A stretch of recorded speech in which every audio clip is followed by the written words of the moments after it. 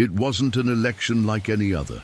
Not even the most experienced Vatican analysts could have foreseen what would happen that day. As the bells rang out in St. Peter's Square and pilgrims waited with their eyes fixed on the chimney of the Sistine Chapel, something different was in the air. The white smoke finally appeared, but what emerged next left the world silent. A heavy silence. Unexpected. A new pope. An almost unknown name. A cold gesture. A profound gaze. The people applauded, yes, but many, deep in their souls, felt a disquiet they couldn't explain. Who is this man who has now been placed on the highest throne of Christendom? From his first greeting, the words he spoke were measured, studied, and different. He didn't speak of Christ with the traditional passion. He didn't mention the Virgin. He didn't invoke the Holy Spirit. Some noticed, others thought it was just nervousness. But in the hearts of those who have followed the prophecies, an alarm began to sound. The most devout began to investigate. Questions arose. Why him? Why now? What does his election mean for the future of the Church? And above all, had this already been announced by the Virgin Mary somewhere in the world? The answer was not long in coming. In messages that seemed to have been written for this very moment, the Virgin had already anticipated that a time would come when a different shepherd would assume the leadership of the flock. Not to protect it, but to test the faith of the truly faithful. Could it be that we have already entered that time? In the days following the election, many began to notice strange patterns. The new pope eschewed traditional symbols. He changed age-old prayers. He surrounded himself with controversial figures. And most shocking, he made statements that, for some, directly challenged the teachings of the gospel. Is this simply a new leadership style? Or is it the fulfillment of a heavenly warning?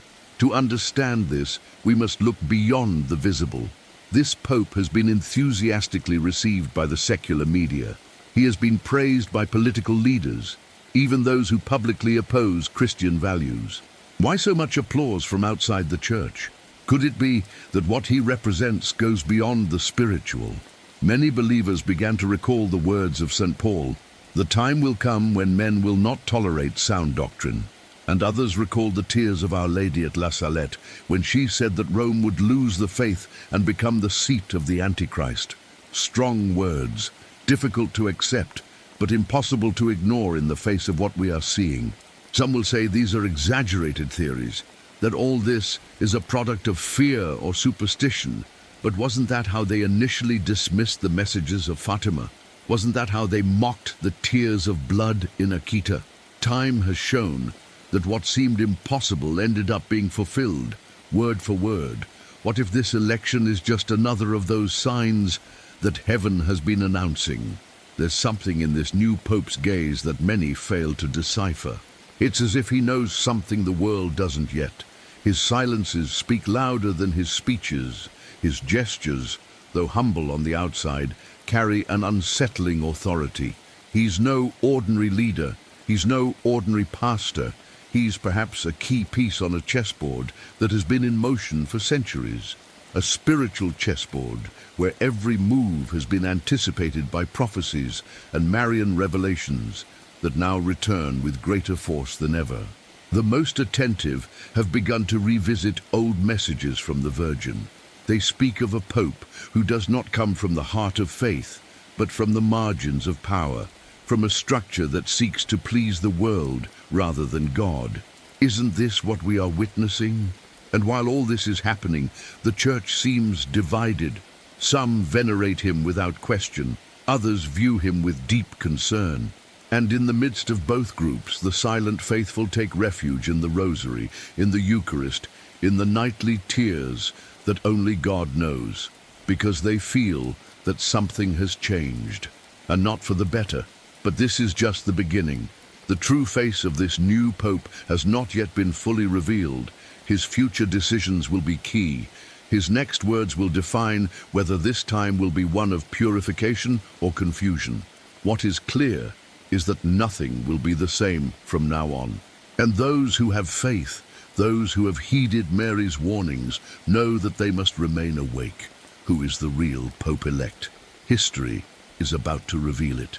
And you're about to discover what heaven has been trying to tell us for decades. Don't go away. What follows may change the way you see everything that's happening. Before the world knew who the next pope would be, heaven had already begun to speak. But not everyone listened. While cameras focused on the dome of St. Peter's and the media speculated about names, regions, and internal currents, a chain of silent, seemingly unconnected events unfolded in different parts of the planet. Events that, now in retrospect, seem to have been clear pieces of a larger warning. A warning that came from on high. A few weeks before the conclave, several faithful in different countries began to have strange dreams. In some of these dreams, they saw a figure dressed in white, but with a face they could not define. In others, a voice insistently repeated, "One will come who will change everything that has been sacred." The testimonies multiplied, although most were ignored or silenced. But those who experienced them knew they were no coincidence. In Medjugorje, one of the visionaries reportedly received, according to unofficial sources, a warning that she couldn't fully reveal, but that concerned Rome and an election that would shake the faith. During the same period, in a monastery in southern Italy, an image of the Virgin Mary began to weep. It wasn't news. There were no headlines. Only those present understood the gravity of the gesture, and many of them immediately connected it with the tense atmosphere within the Vatican. In Latin America, several people began sharing inner messages they felt during Eucharistic adoration. Simple but direct messages: prepare yourselves, because the chosen one will be the one who will divide. One of these messages circulated discreetly among prayer groups, warning of a profound change that would come disguised as humility, but would bring confusion. And while all this was happening, the world remained asleep. The cameras showed the smiling faces of cardinals entering the conclave, but no one spoke of the fear some of them carried in their souls. Some knew that the new pope would not simply be a shepherd, but the fulfillment of a prophesied era. They could not stop him. They could only pray. They could only watch. It was then that an ancient message from Our Lady at La Salette began to circulate strongly among the faithful. Rome will lose the faith and become the seat of the Antichrist. These words, which for years had been minimized by theologians and church authorities, began to take on a new dimension. Many wondered, are we seeing the beginning of that fall? Could this be the moment when faith will be tested like never before? But not everything was negative. There were also signs of hope. In a small church in Poland, a girl barely 9 years old reported seeing the Virgin Mary in a very clear vision.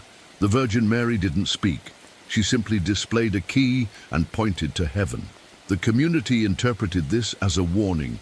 Do not look to the throne of the earth. Look to him who holds the key to the kingdom. It was a call not to blindly place faith in men, but in the power of heaven.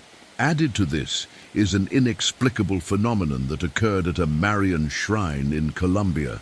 During a nighttime procession, a luminous cross appeared in the sky just as the priest was saying, "May the Holy Spirit guide the election of the new pastor."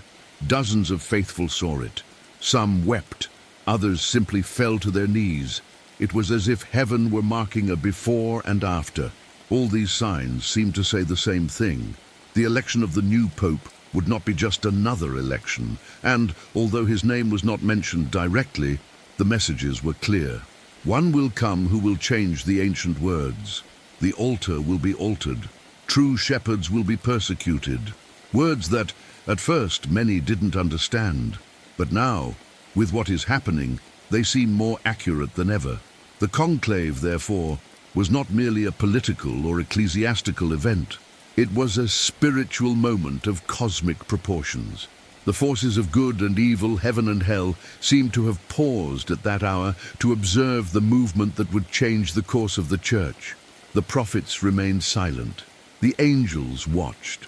And the people, for the most part, were unaware that the prophetic clock had begun to tick. And you? Where were you when all this was happening? Did you perceive anything strange in those days? Did you feel the silence of the sky thicken? Because many did.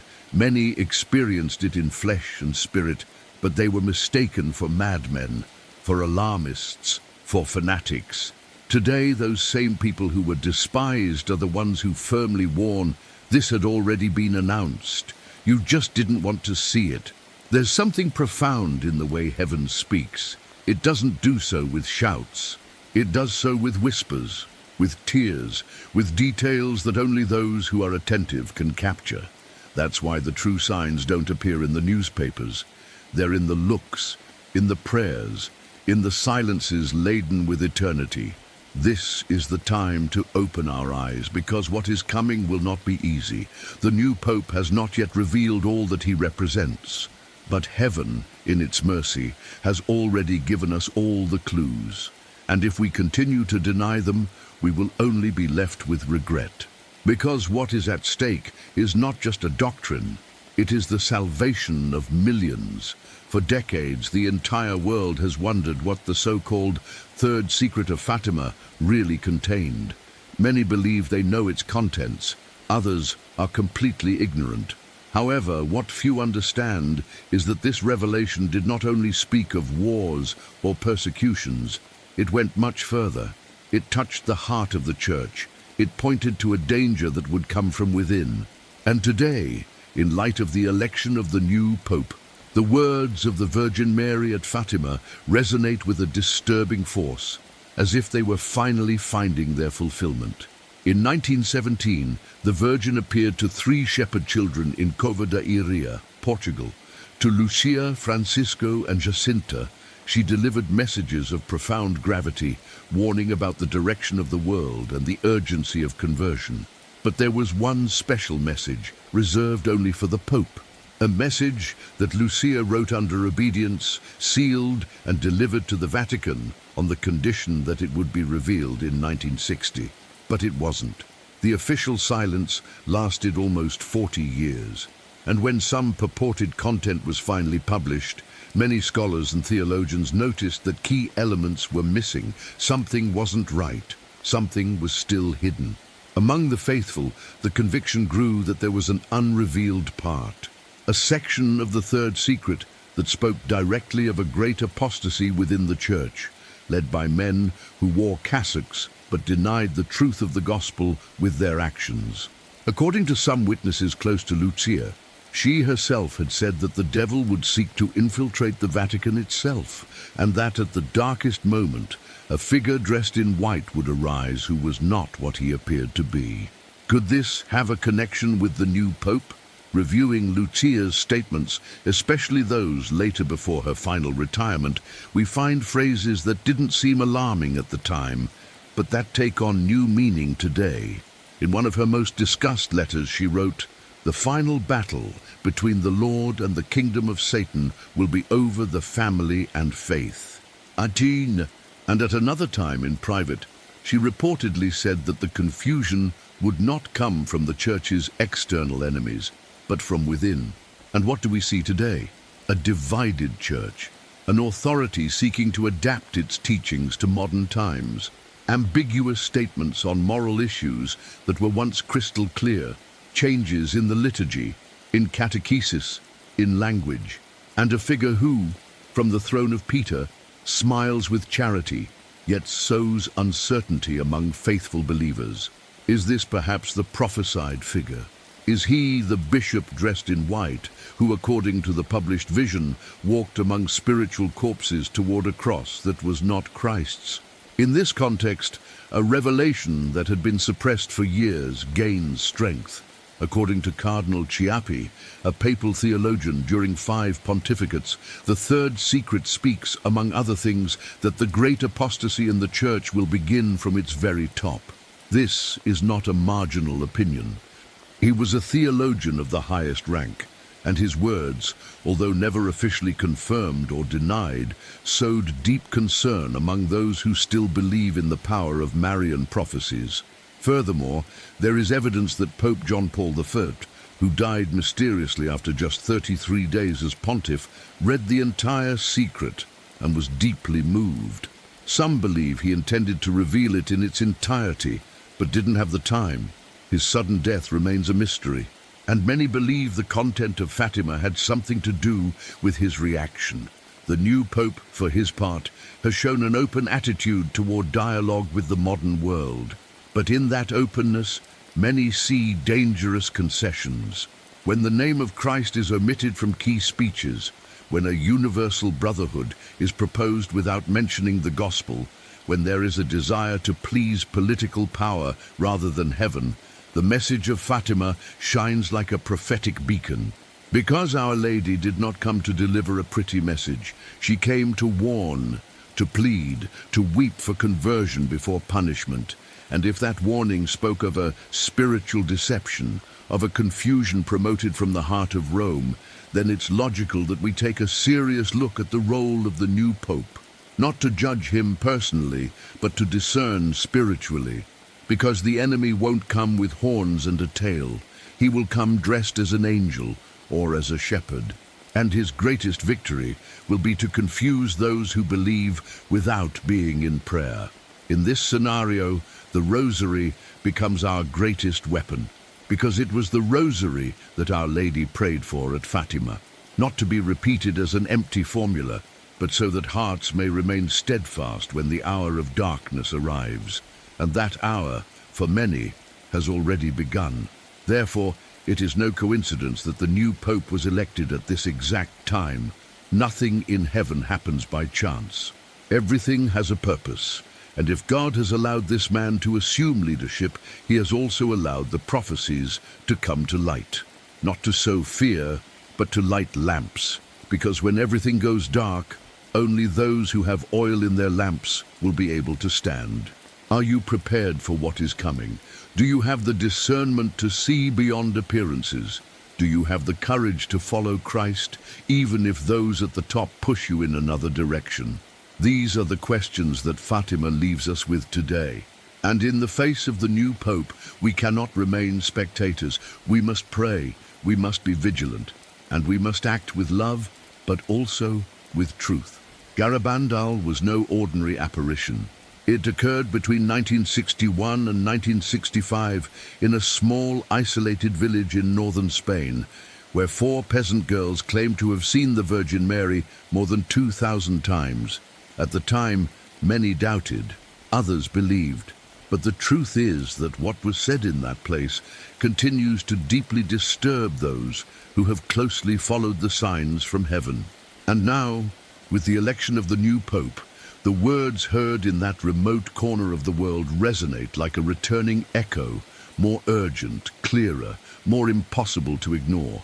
The Virgin Mary in Garabandal did not speak of exact dates or reveal names, but she left clues, warnings, phrases that at the time did not seem alarming, but today take on a terrifying meaning. One of the most striking was this: after this Pope, very few more will come, and then the end of time will come. At the time, many thought this was symbolic language. But when one reviews the line of succession since then and observes the acceleration of changes within the Church, one begins to understand that perhaps it was not symbolic at all. The central content of the Garabandal message was clear. A great warning will come, a moment in which every soul on the planet will see their spiritual state as God sees it. It will be a unique, worldwide, simultaneous experience. But what is most striking is that the girls affirmed that this warning would come after an important synod, and that this event would mark the beginning of the fulfillment of all the prophecies. Are we not now living in a time in which synods redefine even what was previously immutable? The connection with the new Pope becomes evident when we recall that at Garabandal there was talk of a profound crisis within the papacy. It was mentioned that a time would come when it will seem as if the Church has disappeared. What could cause such a strong perception? Perhaps an ambiguous leadership, capable of disorienting the faithful to the point that they no longer recognize the voice of the Good Shepherd. Furthermore, a phrase that has remained a mystery is the one Conchita, one of the visionaries, said during an interview: "The Pope will go to Russia. to Moscow. And as soon as he returns to the Vatican, hostilities will begin. This statement, seemingly out of place decades ago, now seems disturbingly plausible, especially when one observes the new Pope's rapprochement with Eastern powers, his statements about world order, and his apparent neutrality in the face of conflicts that directly affect Christian faith and values. Will he be the Pope who will travel to Russia, or will he be his immediate successor? Or perhaps, as many quietly fear, the trip has already taken place, and we are just waiting for the fulfillment of the second part of the prophecy. Garabandal also spoke of an immense miracle that will occur in the world, as a sign of God's mercy before the punishment. But that miracle will come after the warning. And if this Pope represents the time of the warning, then his figure is deeply connected to humanity's most critical moments. There's something else that can't be ignored. The girls said that, during the warning, not even the priests will know what to do. The chaos will be such that only those who have remained in prayer and fidelity to the Virgin will be able to withstand the spiritual impact. Today, we see a crisis of priestly identity, a doctrinal confusion. And many pastors no longer speak clearly, neither from the pulpit nor in their guidance. Isn't this what Garabandal wanted to prevent? In this context, the new Pope appears not as a guide, but as an actor in the prophetic drama. We are not speaking of him as a person, but of the role he plays in the final scenario. His manner of speaking, his agenda open to the world but silent on the eternal, his apparent indifference to the Virgin's warnings, all this fits into a pattern that heaven had already described in advance. Even the way some faithful react to those who mention these prophecies was anticipated. Our Lady said at Garabandal, "Many will not believe until it is too late." And she added that even within the church there would be such deep divisions that entire families would clash, all to defend or reject the shepherd who does not shepherd. Today, that division is already felt. It's enough to mention some recent Vatican decisions to see how polarized the mood has become. And many are asking, is the new Pope leading the way, or simply fulfilling a predetermined role? What Garabandal makes clear is that we are not living in ordinary times. This is not just another Pope.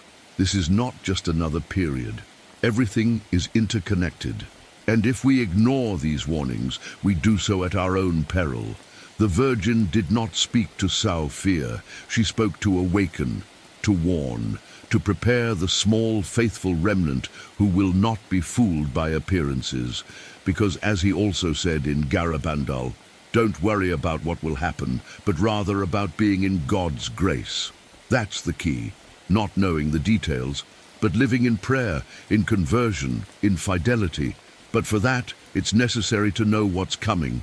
And what's coming was announced in advance. That's why you're here. That's why you're reading these words. It's no coincidence, it's a calling. And the prophetic clock is ticking. He was no ordinary pope. John Paul II shaped an entire generation. His charisma, his firm voice, his love for young people, and his courage in the face of communism made him a spiritual giant. But behind his public gestures, his presence in packed stadiums and at masses, there was something that deeply disturbed him. Something he shared only with a few. A silent, almost prophetic concern that resonates strongly today in the figure of the new Pope. Because John Paul II not only knew the third secret of Fatima, he had read it, he had meditated on it, and he feared it. In a 1980 interview during a visit to Fulda, Germany, a journalist asked him directly about the hidden content of the secret. The Pope's response was as forceful as it was disturbing. It is enough to know that oceans will flood large portions of the earth, that from one moment to the next, millions of people will perish. But what should concern us most is the loss of faith in Europe and the looming schism within the Church. He then added a phrase that struck a chord with everyone present. You must prepare with great prayer. These words, almost forgotten, return with force today. Because the new Pope, elected in unexpected circumstances, is being watched with the same concern that John Paul II feared to see emerge. not because of his person, but because of what he represents. Because for John Paul II, the danger was not only external. He clearly saw that the great battle of the future would be spiritual and would take place within the Church itself. In his encyclical, The Splendor of Truth, he warned against the doctrinal confusion that would come. In numerous speeches, he denounced the dictatorship of relativism that would attempt to invade theology. And above all, he warned that pastors would have to answer if they led the flock down paths that did not lead to the truth. But these words were ignored by many. Archives that were buried, warnings seen as exaggerations. Years later, in one of his most intimate reflections, he said the following: "We are facing the final confrontation between the Church and the anti-Church, between the gospel and the anti-gospel. This confrontation is part of the plans of divine providence." Today, many are asking, has this confrontation already begun? Is the new Pope in the midst of this battle? Is he part of the solution or a piece of that mystery of iniquity that St. Paul himself anticipated? The most striking thing is that John Paul II was not a prophet of his own accord. He knew what he knew because he had read with his own eyes what Our Lady told the world at Fatima, and that knowledge changed him forever. After his assassination attempt in 1981, he himself publicly acknowledged a maternal hand deflected the bullet. He was referring to Our Lady of Fatima. From then on, he deepened his devotion to her and promoted a consecration of the world to her immaculate heart. But he also knew that a great trial was approaching. Many wonder why he didn't reveal the entire third secret. The truth is, he tried. But within the Vatican, fear was great. There was a fear of scandal, panic, and the weakening of the faith of the simple. Therefore, only a part was published, the most symbolic, the least compromising. And so, the central message was diluted. Today, those who have studied the writings of John Paul II in depth know that he lived with the weight of that unspoken truth, and that he prayed every night for the Church that would come after him. And what came next? A succession of events that one by one fulfilled what he feared. Modified liturgies, relativized doctrines, eternal values put up for debate. And now a new pope who represents a pastoral line that many fail to understand, but which generates confusion, division, and a widespread sense of loss of direction. Could this be the confrontation John Paul II spoke of? Some claim that the new pope has deliberately ignored many of the teachings of his predecessors. Others believe he is trying to adapt to a changing world. But the deeper question is, at what price? How much can the faith be adapted without deforming it? Where is the line between mercy and the renunciation of truth? John Paul II insisted that true love does not consist in accepting error, but in speaking the truth with charity. In his homily during the inaugural Mass, he delivered a call that remains one of the most powerful of all time. Do not be afraid. Open the doors to Christ. Today, many wonder if those doors are still open, or if, on the contrary, they are slowly closing with a smile and ambiguous language while the world applauds. Perhaps that's why his tomb is a place of pilgrimage today, because the people sense that this holy pope knew something that has not yet been fully revealed. And many cling to his intercession, asking for clarity, light, and firmness, because they feel that the time he prophesied has arrived, and that his warning was not in vain. As we move forward in this time of confusion, it is good to look back, not to dwell in nostalgia, but to regain clarity, to remember that there was a pope who saw this darkness coming, who faced it with prayer, with doctrine, with love for the truth, and who now, from heaven, continues to cry out, "Do not be afraid. Remain faithful." When a new pope is elected, the whole world stops to listen. His first speech, his first decisions, his carefully chosen words, everything is analyzed by faithful and critics alike. But this time, something was different. From his first statements, the new pontiff showed an unusual openness toward the powerful of the earth. Politicians, International organizations and financial and cultural leaders immediately applauded him.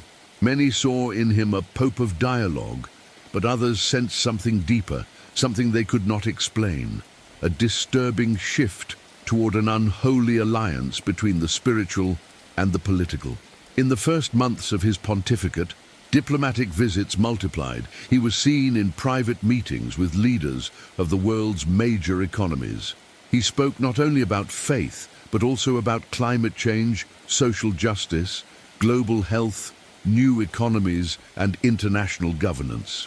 Important topics, yes, but which in the hands of the successor of Peter began to sound more like a global manifesto than a pastoral guide. And that's when some began to recall ancient words, prophecies, warnings, visions of saints who spoke of a time when Rome would shake the hand of the enemies of the cross, a time when the shepherd would sit among kings but forget the flock. Is this that time? The Virgin Mary, in her many apparitions, always insisted that the Church must remain faithful to the gospel, even if it meant opposing the world.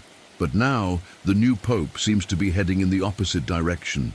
His public gestures of closeness to governments that openly promote laws against life, family, and religious freedom are generating confusion among the faithful. Is this diplomacy or complicity?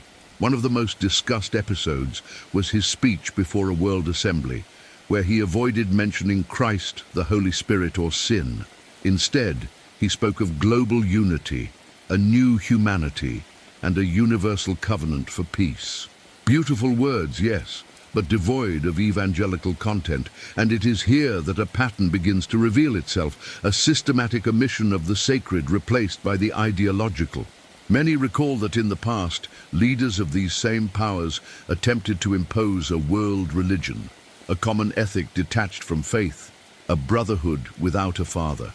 And now, these same ideas seem to find an echo on the lips of the new Pope.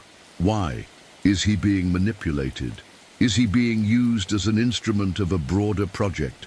Or has he consciously decided to be part of it? These kinds of questions are uncomfortable, but they must be asked. Because we are talking about the spiritual leader of more than 1 billion Catholics. And if his voice aligns with the agendas of global powers, who will then speak up for the true gospel? Who will defend those who suffer persecution for following Christ?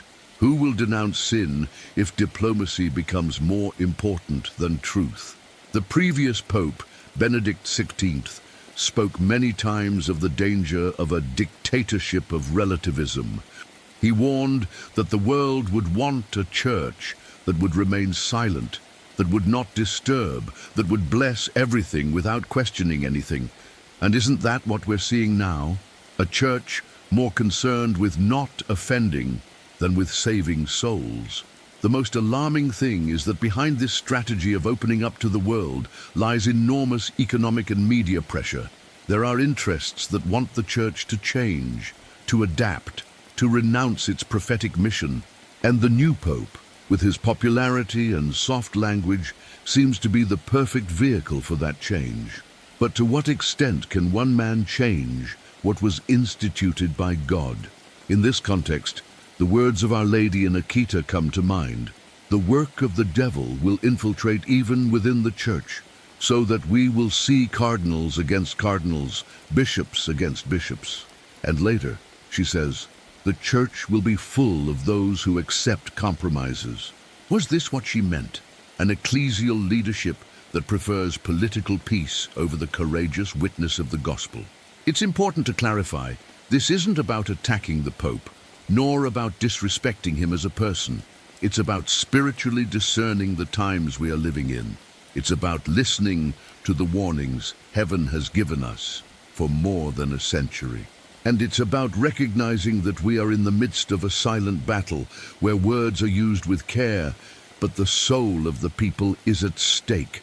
Because while the new Pope signs agreements, decisions are being made that profoundly affect the faith of millions. Popular devotions are ridiculed, the teachings of the saints are ignored, and those who speak out for the truth are called divisive. Ubuzi, but who divides more? those who remember the gospel or those who adapt it to the world's tastes. We can't stay on the surface. We must go to the heart of the matter. And the heart of the church is Christ, not politics, not diplomacy, not the approval of the United Nations. The church was not founded to be a spiritual NGO. It was founded to lead souls to heaven. And if pastors forget that, then the flock must cling more tightly to prayer, to the rosary, to the Eucharist, and to the prophecies that heaven has given us. The new Pope has demonstrated political skill, but the question is, at what cost? What has been lost along the way? What is the church giving up to win the world's applause? We may not have all the answers today, but the signs are clear, and whoever has ears to hear, let them hear. In 1973, in a convent hidden in the forests of Yuzawadai in Akita, Japan, something happened that the world has yet to fully understand. There, a nun named Agnes Sasagawa received a series of messages from the Virgin Mary that, decades later, would be recognized by the Church as authentic. Although many faithful have heard of Fatima or Lourdes, Akita has remained in relative obscurity. But those who know her words tremble when they recall them. Because in them, the Mother of God did not speak of wars, plagues, or earthquakes. She spoke of something even more terrifying, an internal division, a spiritual collapse within the Church itself. And now, with the rise of the new Pope, those words take on a new and shocking meaning. Our Lady was clear and direct. On October 13, 1973, exactly 56 years after the miracle of the sun at Fatima, she told Sister Agnes, "The work of the devil will infiltrate even within the Church, so that you will see cardinals against cardinals, bishops against bishops. Priests who venerate me will be despised and pitted against each other by their colleagues." That message wasn't just a general warning, it was a precise prophecy. And if one opens one's eyes and observes the present with sincerity, one will see that it is no longer a prediction, it is a reality. Today, within the Church, there is a silent but heartbreaking tension. Bishops contradict each other. Cardinals publicly correct or question Vatican decisions. Priests faithful to doctrine are isolated, removed, and silenced. And all this is happening not because of external causes, but because of an internal fracture that can no longer be hidden. Could this be the hidden schism many feared? Is this the fulfillment of Akita's message? The most alarming thing is not only the doctrinal division, but the spiritual confusion it has generated. Many faithful no longer know who to follow. Centuries-old teachings are relativized in a few years.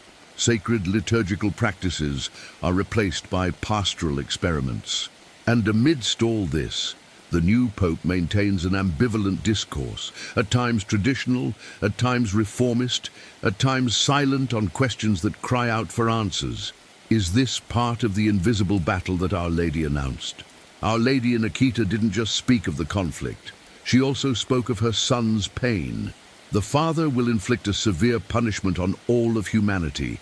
Fire will fall from heaven and exterminate a great part of humanity. But she immediately added, "Those who put their trust in me will be saved." This phrase is key, because although the message is harsh, mercy remains for those who remain faithful, for those who do not allow themselves to be swept away by the novelties of the world, for those who pray with their hearts united to the Immaculate Heart of Mary. In these times, the enemy doesn't disguise himself as a dragon. He disguises himself as mercy without truth, inclusion without conversion, dialogue without the gospel. And that is the most dangerous strategy, because he doesn't come with violence, but with seduction. He doesn't shout, but whispers. And many within the Church herself have embraced him without realizing that they are collaborating in their own spiritual ruin. The messages of Akita were recognized by then Cardinal Ratzinger, who would later become Pope Benedict XVI, as a continuation of Fatima. And it was no coincidence that Benedict, now Pope, sought to restore the sacred meaning of the liturgy, doctrinal clarity, and the centrality of Christ. He knew He understood, and many believe that is why he resigned, not out of physical exhaustion, but out of spiritual exhaustion in the face of a system that no longer obeyed the Spirit, but rather other interests. With the arrival of the new Pope, the situation has worsened. Not because of external persecution, but because of internal confusion. Decisions that would have previously provoked scandal are now greeted with applause. Homilies that avoid the word sin, documents that open doors that were previously closed out of fidelity to the gospel.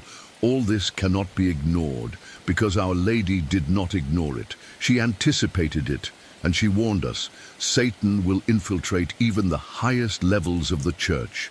Many faithful already feel they are alone, that they must guide their families through a storm of ambiguity, but it is precisely to them that Mary spoke, to those who are not theologians, to those who lack degrees but have faith, to those who pray in silence, to those who suffer as they see how God's house is transformed into a theater of human opinions.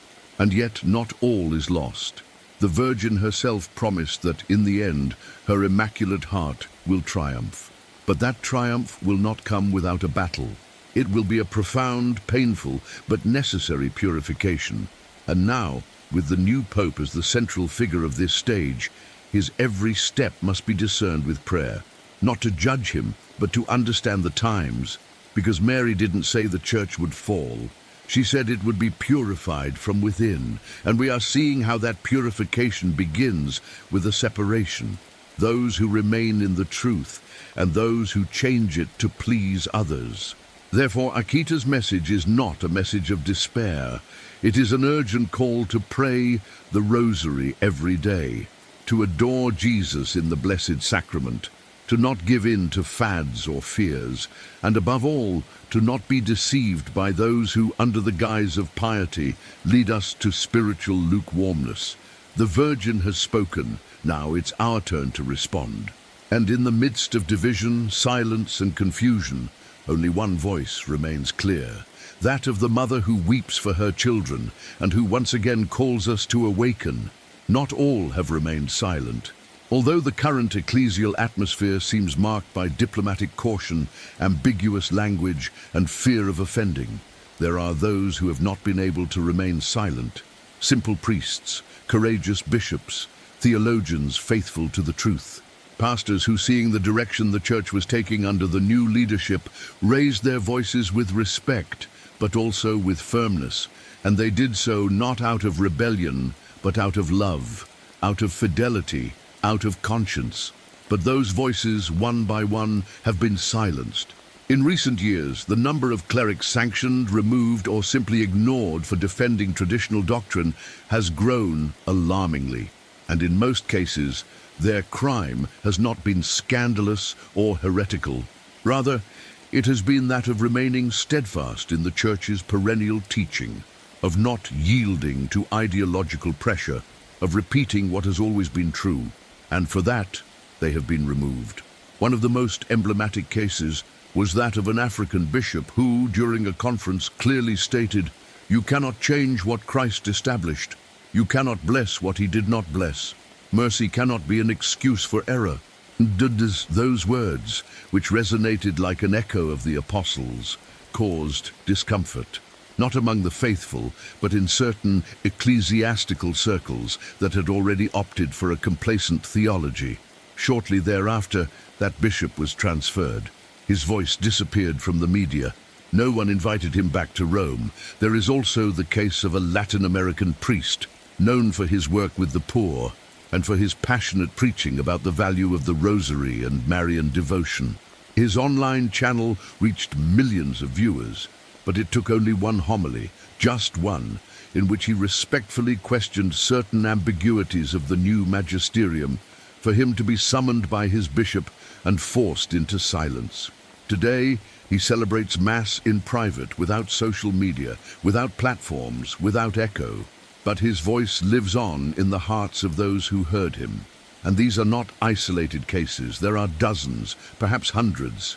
Priests have been called retrograde, divisive or unsynodal, simply for not applauding the reforms, for continuing to speak of sin, of judgment, of the need for conversion, for continuing to preach with the catechism in hand and the gospel in their hearts. Since when did it become scandalous to recall the words of Christ? Since when is fidelity punishable? Our Lady in Akita warned, faithful priests would be despised by their own colleagues, and that is what we experience today. A church divided not only in ideas but in attitudes. A church where obedience is demanded of some and downplayed for others, where the pastor who loves tradition is viewed with suspicion, while those who embrace the worldly are rewarded with positions and visibility. The new Pope, upon being informed of these divisions, called for unity. But what kind of unity is this that demands the silence of the believing heart? Is it true unity when a pastoral line is imposed that excludes those who do not renounce eternal truth? Unity without truth is a trap, a false peace, and many know it. That is why they remain painfully silent. That is why they suffer in anonymity. There are those who might say, it's better not to confront, it's better to wait, but time is running out, and the souls of millions are at stake. If the pastors don't speak, the stones will. And that is precisely what is beginning to happen. The faithful laity, those who pray the rosary, those who read the saints, those who love the Eucharist, are beginning to notice that something is not right. They don't need degrees or theological training. They only have a supernatural sense that tells them that the silence of their priests is not normal, that something deep down has been manipulated. And in the midst of all this, the figure of the new Pope becomes more complex. He speaks of fraternity, dialogue, and inclusion. But he has not come to the defense of these priests persecuted for their fidelity. He has not publicly corrected those who teach grave errors.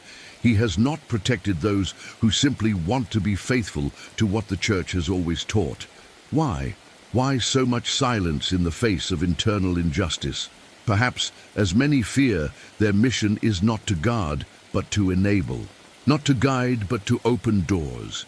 And many of those doors no longer lead to the truth. They lead to relativism, to confusion, to a diluted spirituality that pleases everyone but saves few. But not all is lost, because while some are silenced, others are rising up. New voices are beginning to emerge, young priests who, despite their fear, preach with fire, courageous lay people who organize prayer groups, who study sound doctrine, who resist in silence, rosary in hand. They are the small, faithful remnant of whom Pope Benedict spoke. They are the lamps lit in the middle of the night. And you who are reading this, perhaps God is also calling you, not to rebellion, but to radical fidelity, to be one of those voices that don't need a pulpit to proclaim, that don't need applause because they have conviction, that aren't afraid of being rejected because they know the true shepherd is listening from on high.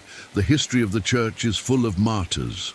Today, martyrs are not martyrs of blood, but of imposed silence, of humiliated obedience, of uncelebrated fidelity. But in the eyes of heaven, they are heroes. And the day will come, it is already approaching, when their names will be lifted up and their tears will be wiped away by the same mother who inspired them not to remain silent. Sometimes the most profound changes don't arrive with a bang. They don't make headlines or cause visible scandals. Sometimes what most transforms and disrupts the sacred happens slowly, with discreet gestures, with gentle words, almost imperceptible to most. This was the case with a recent change in the liturgy, promoted from the highest ecclesiastical spheres under the banner of inclusion, dialogue, and the pastoral ministry of mercy. But what many didn't notice was that this change marked a line, an invisible line separating what is still of God from what is already drifting away. A prophetic line, and for those with open eyes, a final warning from heaven. For centuries, the Holy Mass was understood as the renewed sacrifice of Christ on the cross. The altar was sacred, the language elevated, the music contemplative, the gestures deeply symbolic. Every word was intended to glorify God, not to please men. But for some time now, that vision has begun to dilute. And with the arrival of the new Pope, that process accelerated like never before. Under his leadership, a pastoral liturgical reform was promoted, not officially imposed but suggested, recommended and promoted in select circles. Suddenly, adaptations of old prayers were permitted. The use of neutral language to refer to God was authorized. In some places, the method of distributing communion was changed, prioritizing speed over reverence. And most painfully, the Mass was encouraged to become a community celebration rather than a sacred act of worship. These changes for many faithful have gone unnoticed, but those who are familiar with the warnings of Our Lady at Fatima, at Garabandal, at Akita, know that when the altar is touched, when the Eucharist is relativized, the very heart of faith is touched. And that is why this liturgical change, although it may not seem important on the outside, represents a prophetic sign of enormous gravity. Because according to heavenly messages, the warning will not come only through wars or disasters. It will come when the house of God is transformed into an unrecognizable place. A priest in Italy put it clearly in a clandestine homily. Today, we attend masses where everything is talked about except Christ, where there is more singing than praying, where the altar resembles a stage and the priest an entertainer. This is not the church our Lord founded. Shortly after, that priest was silenced. But his words continue to circulate among those who still love the liturgy as a vehicle for holiness. And it's not about nostalgia. It's not about attachment to external forms. It's about something much deeper. The liturgy shapes the soul of the people. What is experienced at the altar is imprinted on the heart. If Christ's sacrifice is minimized, if mystery is replaced by spectacle, if the sacred is trivialized, then faith is weakened at its roots. And that is exactly what the enemy wants. The Virgin, in her many messages, always asked us to maintain reverence. We asked us to adore her Son in silence, with devotion. We asked us to defend the Eucharist as the greatest treasure of the Church. Why, then, are liturgical experiments permitted today that would have been unthinkable in the past? Why do so many masses seem more like a social gathering than an encounter with the living God? The new Pope, with his simple and popular style, has promoted a closeness that some value. But serious errors have crept into that closeness. He has failed to correct liturgical deviations. He has allowed celebrations that blend pagan cultures with Christian rites. He has remained silent in the face of obvious abuses in worship. And many are asking, is this pastoral freedom or is it a self-fulfilling prophecy? At Garabandal, the Virgin Mary said, "Many things in the Church will change, and few will notice. Only those who pray with their hearts will know when the altar has been touched by impure hands." That phrase, forgotten for years, today burns like fire in attentive hearts, because it is being fulfilled, because the sacred is being contaminated by a false mercy that does not seek conversion, but comfort. In some countries, the possibility of opening the priesthood to new forms of ministry that contradict apostolic tradition has even begun to be discussed, not officially, but as a matter of discernment. This ambiguity has sown confusion. Faithful who once knew what to believe are now no longer sure. And that is the true poison, doubt planted from on high. Those who love the Church don't want to divide. They don't seek controversy. They only desire that the house of God once again be a house of prayer, not of relativism. And that's why many have returned to traditional masses. They have sought faithful priests. They have taught their children to kneel, to remain silent, to look to heaven during the consecration, because they know that change will not be imposed from above. It will come from below, from hearts that refuse to be dragged along. And you, did you notice it? Did you notice that subtle change in your parish's Mass? Did you see how the priest no longer faces the altar, but rather the audience? Did you hear how certain words have been omitted? Did you feel that something deep down has been replaced? If your answer is yes, then this message is for you, not to make you afraid, but to be alert. Because when the altar shifts, it's a sign that the spiritual world is about to change. And when that happens, there will be only one option: either remain faithful to the slain lamb or be seduced by an empty liturgy that entertains but doesn't sanctify. This liturgical change is not the end. It is the final warning, a final bell that rings before the greater warning. Hear it, wake up, and return to the burning heart of the gospel, where the Mass is still the cross, where the altar is still the sacred mountain, where the priest is still Christ. Everything seems to fit. A new figure in Rome, subtle but profound changes in the liturgy, silence in the face of confusion, faithful voices that are silenced, pastors at odds, and faithful who, without knowing why, feel that something has broken, that something is wrong. As if a shadow had slowly crept over the altar, over the magisterium, over the soul of the Church. As if everything that seemed eternal were now being called into question, revised, endangered. And in the midst of this confusion, the question becomes inevitable. Are we living the warning?